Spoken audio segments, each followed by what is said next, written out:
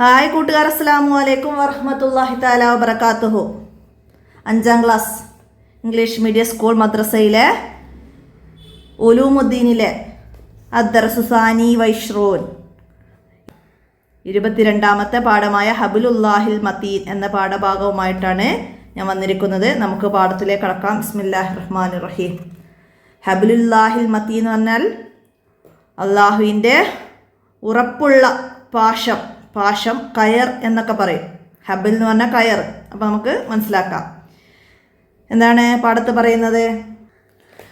നബി സല്ലല്ലാഹു അലൈഹി വസല്ലമ പറഞ്ഞു, അല്ലാഹു തആലയുടെ കിതാബാണ് ഖുർആൻ.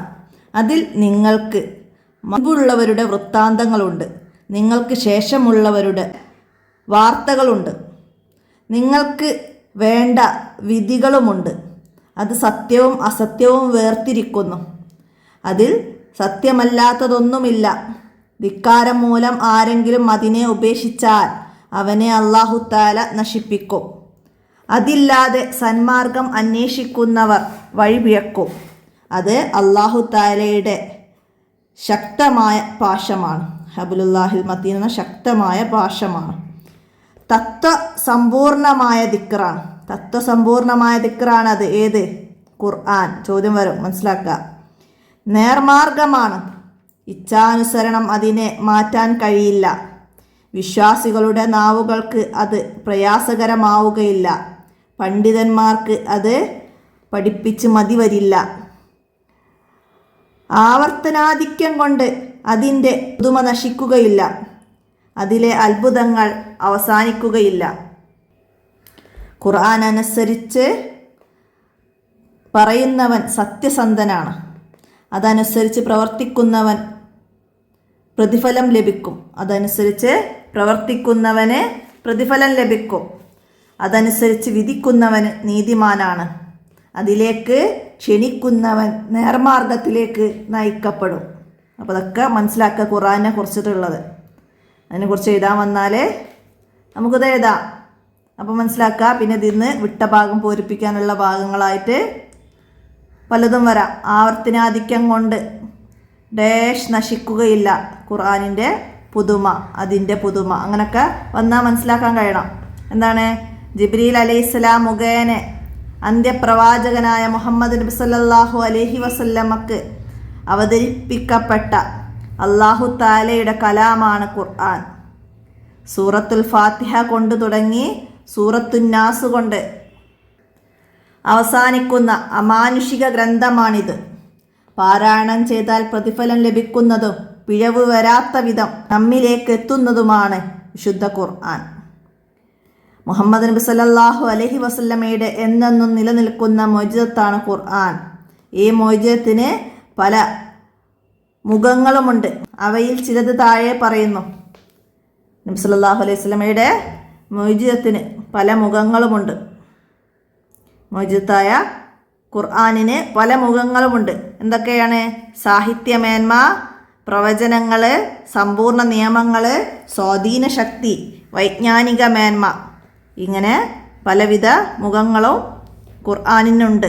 മനസ്സിലാക്കുക. എന്താണ് സാഹിത്യമേന്മ? എന്താണ്?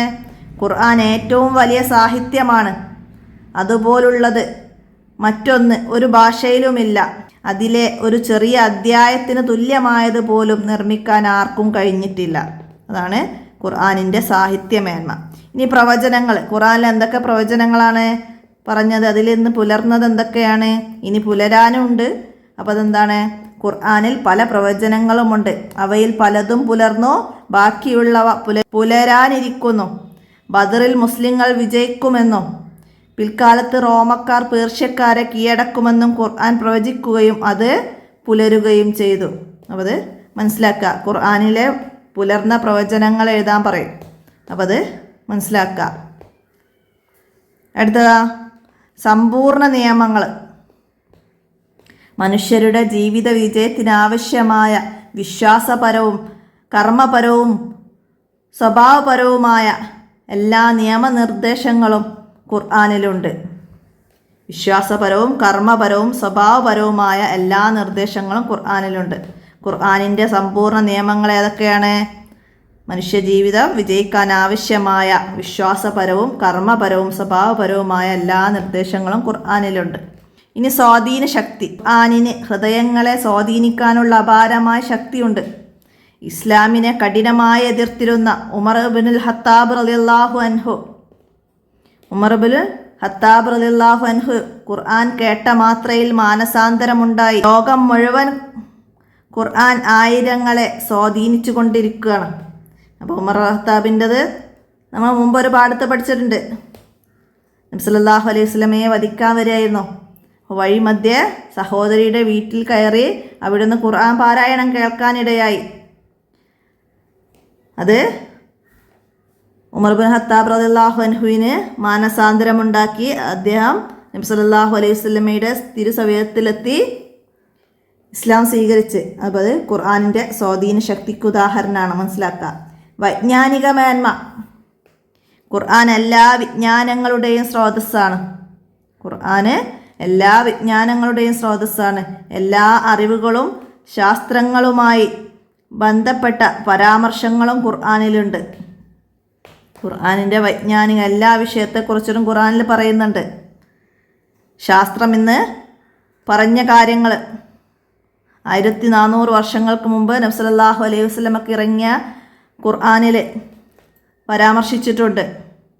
ഉദാഹരണം മനസ്സിലാക്കാൻ, ഗർഭസ്ഥ ശിശുവിൻ്റെ വ്യത്യസ്ത ഘട്ടങ്ങൾ അത് ഖുർആനിൽ പറഞ്ഞതാണ്. ഇന്നാണത് ശാസ്ത്രജ്ഞന്മാർ അതൊക്കെ കണ്ടെത്തിയത്. അപ്പോൾ അതൊക്കെ മനസ്സിലാക്കുക. അതൊക്കെ ഖുർആനിൻ്റെ വൈജ്ഞാനിക മേന്മയാണ്. വലൗകാന മിൻ ഇന്ദി ഗൈരില്ലാഹി ലവജദൂ ഫീഹി ഇഖ്തിലാഫൻ കസീറ. ഖുർആൻ അല്ലാഹു തആലയിൽ നിന്നല്ലായിരുന്നെങ്കിൽ അതിൽ ധാരാളം വൈരുദ്ധ്യം കാണുമായിരുന്നു. ഖുർആൻ അല്ലാഹു തആലയിൽ നിന്നല്ലായിരുന്നെങ്കിൽ അതിൽ ധാരാളം വൈരുദ്ധ്യങ്ങൾ കാണുമായിരുന്നു എന്ന്. അപ്പോൾ ഇതിൻ്റെ നഖ്റഉ വനഫ്ഹമു ഭാഗം മനസ്സിലാക്കുക. പാഠത്തിൽ പറഞ്ഞ എന്തെങ്കിലും വേർഡ്സുകളൊക്കെ നമുക്കൊന്നും കൂടി വിശദമാക്കി മനസ്സിലാക്കണമെങ്കിൽ ഇവിടെ ഇത് വായിച്ച് നോക്കുക. അപ്പോൾ അതൊക്കെ മനസ്സിലാക്കാൻ നമുക്കിതിൻ്റെ ദഫ്തർ തോലിബ് നോക്കാം. അപ്പോൾ നമ്മളെ പാഠബുക്കും ദഫ്തർ തോലിബും, അപ്പോൾ അത് ചെറിയൊരു ഹെഡിങ്ങിന് മിസ്റ്റേക്ക് വന്നിട്ടുണ്ട്. നമുക്ക് ഹബ്ലുല്ലാഹിൽ മത്തീൻ എന്ന പാഠഭാഗം മുമ്പത്തെ പാഠത്തിൻ്റെ അൽ ഫാറൂഖ് എന്ന പേരാണ് ഇതിന് വന്നത്. പ്രിൻറ്റിങ്ങിലൊക്കെ വ്യത്യാസം വന്നതായിരിക്കും. എല്ലാവരും അങ്ങനെ ആവണമെന്നില്ല. ചിലപ്പം എൻ്റെ പ്രിൻറ്റും ഇതിൻ്റെ കൂടെ വന്നതൊക്കെ ആയിരിക്കും ഈ മാറ്റം ഉണ്ടാവുക. എന്തായാലും നമുക്കിവിടെ ഹബ്ലുല്ലാഹിൽ മത്തീൻ്റെ തദ്രിബാത്താണ് മനസ്സിലാക്കുക. നംലഉൽ ഫറാഗ് വിട്ട ഭാഗം പൂരിപ്പിക്കാനാണ്. ആദ്യം വരുന്നത് എന്താണ്? എല്ലാ വിജ്ഞാനങ്ങളുടെയും ഡാഷാണ് ഖുർആൻ, സ്രോതസ്സാണ് ഖുർആൻ. ഇവിടെ വന്ന് എല്ലാ വിജ്ഞാനങ്ങളുടെയും സ്രോതസ്സാണ്. അപ്പോൾ നമുക്കവിടെ സ്രോതസ്സാണ് എന്ന് എഴുതാം. അടുത്തത് പരിശുദ്ധ ഖുർആൻ ലോകം മുഴുവനും ആയിരങ്ങളെ ഡാഷ് കൊണ്ടിരിക്കുന്നു. എന്താണ്? ആയിരങ്ങളെ സ്വാധീനിച്ചു കൊണ്ടിരിക്കുന്നു. ഖുർആന് ലോകം മുഴുവനുള്ള ആയിരങ്ങളെ സ്വാധീനിച്ചു കൊണ്ടിരിക്കുന്നു. അപ്പോൾ അവിടേക്ക് സ്വാധീനിച്ചു കൊണ്ടിരിക്കുന്നു എന്ന് എഴുതാം. അടുത്തത് ഏറ്റവും വലിയ ഡാഷാണ് പരിശുദ്ധ ഖുർആൻ. ഏറ്റവും വലിയ സാഹിത്യമാണ് പരിശുദ്ധ ഖുർആൻ. സാഹിത്യം, ഏറ്റവും വലിയ സാഹിത്യമാണ് പരിശുദ്ധ ഖുർആൻ.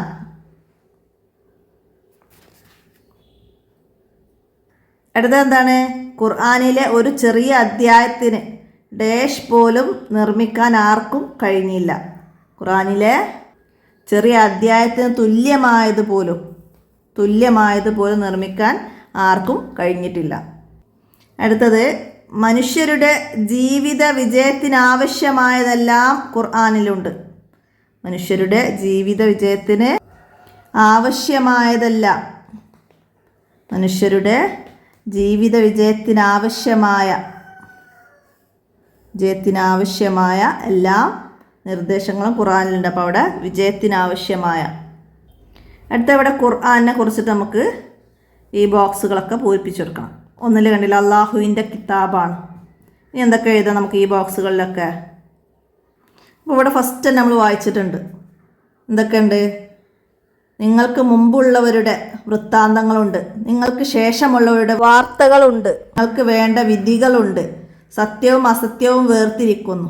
അതിൽ സത്യമല്ലാത്തതൊന്നുമില്ല. അതില്ലാതെ സന്മാർഗം അന്വേഷിക്കുന്നവർ വഴിപിഴക്കും. അത് അല്ലാഹു തആലയുടെ ശക്തമായ ഭാഷമാണ്. തത്വസമ്പൂർണമായ ദിക്റാണ്. നേർമാർഗമാണ്. ഇച്ഛാനുസരണം അതിനെ മാറ്റാൻ കഴിയില്ല. വിശ്വാസികളുടെ നാവുകൾക്കത് പ്രയാസമാവുകയില്ല. പണ്ഡിതന്മാർക്കത് പഠിപ്പിച്ച് മതി വരില്ല. അപ്പോൾ ഇത്രയും കാര്യങ്ങൾ ഇവിടെ പറയുന്നുണ്ട്. അതിൽ നിന്ന് നമുക്ക് അവിടെ എഴുതാൻ കഴിയുന്നതൊക്കെ എടുത്ത് ആ ബോക്സുകൾ കംപ്ലീറ്റ് ചെയ്ത് കൊടുക്കാം. അപ്പോൾ അത് മനസ്സിലാക്കി പഠിക്കുക. ഖുർആനെ കുറിച്ചിട്ട് സാഹിത്യമേന്മ എന്നതിനൊക്കെ കുറിച്ചൊക്കെ എഴുതാൻ വന്ന ആദ്യത്തെ പോയിന്റുകളൊക്കെ മനസ്സിലാക്കി നമുക്ക് 5 വരിയിൽ കുറയാതൊക്കെ എഴുതാൻ വന്നാൽ മനസ്സിലാക്കാം. അടുത്ത എന്താണ്? ഖുർആൻ എന്നാൽ എന്താ? ഖുർആൻ എന്നാൽ എന്താണ്? ഇവിടെ പറയുന്നുണ്ട്, ജിബ്രീൽ അലൈഹിസ്സലാം മുഖേന അന്ത്യപ്രവാചകനായ മുഹമ്മദ് നബി സല്ലല്ലാഹു അലൈഹി വസല്ലമക്ക് അവതരിപ്പിക്കപ്പെട്ട അല്ലാഹു തആലയുടെ കലാമാണ് ഖുർആൻ. അതാണ് ഖുർആൻ. സൂറത്തുൽ ഫാത്തിഹ കൊണ്ട് തുടങ്ങി സൂറത്തുൻ നാസ് കൊണ്ട് അവസാനിപ്പിക്കുന്ന അമാനുഷിക ഗ്രന്ഥമാണ് ഖുർആൻ. അപ്പോൾ അതൊക്കെ മനസ്സിലാക്കി എഴുതാം. പരിശുദ്ധ ഖുർആനിൻ്റെ മഹത്വത്തെക്കുറിച്ച് 4 വാചകങ്ങൾ എഴുതാം. ഖുർആനിൻ്റെ മഹത്വത്തെക്കുറിച്ച് നമ്മൾ നേരത്തെ പറഞ്ഞതുപോലെ പരിശുദ്ധ ഖുർആനിൻ്റെ മഹത്വത്തെക്കുറിച്ചിട്ട് 4 എഴുതാനാണ്. നമുക്ക് ഇവിടെ പറഞ്ഞതൊക്കെ എഴുതാം. സാഹിത്യമേന്മ, പ്രവചനങ്ങൾ, സമ്പൂർണ്ണ നിയമങ്ങൾ, സ്വാധീന ശക്തി, വൈജ്ഞാനിക മേന്മ, ഇതൊക്കെ ഖുർആനിൻ്റെ മഹത്വങ്ങളാണ്. പുലർന്ന ഖുർആനിലെ പ്രവചനത്തിന് ഉദാഹരണം എഴുതുക. ഖുർആനിൽ പുലർന്ന പ്രവചനത്തിൻ്റെ ഉദാഹരണം. ഇവിടെ 2 ഉദാഹരണങ്ങൾ പറഞ്ഞിട്ടുണ്ട്. ബദറിൽ മുസ്ലിങ്ങൾ വിജയിക്കുമെന്നും പിൽക്കാലത്ത് റോമക്കാരെ പേർഷ്യക്കാർ കീഴടക്കുമെന്നും ഖുർആൻ പ്രവചിക്കുകയും അത് പുലരുകയും ചെയ്തിട്ടുണ്ട്. അപ്പോൾ ഇതാണ്ട് എഴുതാം. അടുത്തത് ഖുർആനിൻ്റെ സ്വാധീന ശക്തിക്ക് ഉദാഹരണം എഴുതുക. ഇവിടെ പറഞ്ഞു, ഇസ്ലാമിനെ കഠിനമായി എതിർത്തിരുന്ന ഉമർ ബിൻ ഖത്താബ് റളിയല്ലാഹു അൻഹു ഖുർആൻ കേട്ട മാത്രയിൽ മാനസാന്തരമുണ്ടായി. അതാണ് ഖുർആൻ്റെ സ്വാധീന ശക്തി.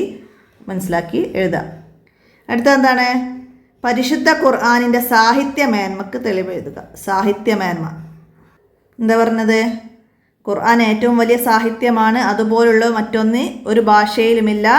അതിലെ ഒരു ചെറിയ അധ്യായത്തിന് തുല്യമായത് പോലും നിർമ്മിക്കാൻ ആർക്കും കഴിഞ്ഞിട്ടില്ല. അത് ഖുർആൻ്റെ സാഹിത്യമേന്മയാണ്.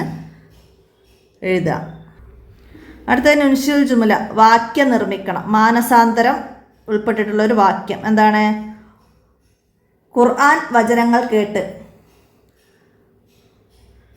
ഉമർ റളിയല്ലാഹു അൻഹുവിന് മാനസാന്തരമുണ്ടായി. ഖുർആൻ വചനങ്ങൾ കേട്ട് ഉമർ റളിയല്ലാഹു അൻഹുവിന് മാനസാന്തരമുണ്ടായി എന്ന് എഴുതാം. അടുത്തതാ ഇച്ഛാനുസരണം. ഖുർആനിനെ ഇച്ഛാനുസരണം മാറ്റാൻ കഴിയില്ല. ഖുർആൻ ഇച്ഛാനുസരണം മാറ്റാൻ കഴിയില്ല. അടുത്തതാ കേട്ട മാത്രയിൽ. ഖുർആനിലെ വചനങ്ങൾ കേട്ട മാത്രയിൽ ഉമർ റളിയല്ലാഹു അൻഹുവിന് മാനസാന്തരമുണ്ടായി. ഖുർആൻ വചനങ്ങൾ കേട്ട മാത്രയിൽ ഉമർ റളിയല്ലാഹു അൻഹുവിന് മാനസാന്തരമുണ്ടായി. എഴുതാം. അടുത്തതാ പുലർന്നു. ഖുർആനിലെ പല പ്രവചനങ്ങളും പുലർന്നു. ഖുർആനിലെ പല പ്രവചനങ്ങളും പുലർന്നു. ഇനി എന്താണ്? ഇജാസുൽ ഖുർആൻ എന്ന വിഷയത്തിൽ ഒരു പ്രബന്ധം തയ്യാറാക്കണം. അപ്പോൾ തഹസീസ് വന്നത് ഖുർആനെ കുറിച്ചിട്ട് എഴുതാനാണ്. അപ്പോൾ ഇവിടുന്ന് ഫസ്റ്റ് നിന്ന് തൊട്ടിട്ട് എഴുതാം. അല്ലാഹു തആലയുടെ കിതാബാണ് ഖുർആൻ. നമുക്ക് ഈ ഒരു പാരഗ്രാഫ് മുഴുവനും അതിനെക്കുറിച്ചിട്ടാണ് പറയുന്നത്. അപ്പോൾ ഇതിൽ നിന്ന് നമുക്ക് ഒരു പാരഗ്രാഫ് അതിലേക്ക് എല്ലാവരും നോക്കി മനസ്സിലാക്കി പകർത്തി എഴുതാം. അപ്പോൾ ഇത്രയാണ് ഈ പാഠഭാഗത്തിൽ വന്നത്. എല്ലാവരും മനസ്സിലാക്കി പഠിക്കുക. വീഡിയോ കൂട്ടുകാർക്കൊക്കെ ഷെയർ ചെയ്ത് കൊടുക്കുക. അടുത്ത പാഠവുമായി അടുത്ത വീഡിയോയിൽ കാണാം. അസ്സലാമു അലൈക്കും വറഹ്മത്തുള്ളാഹി വബറകാതുഹു.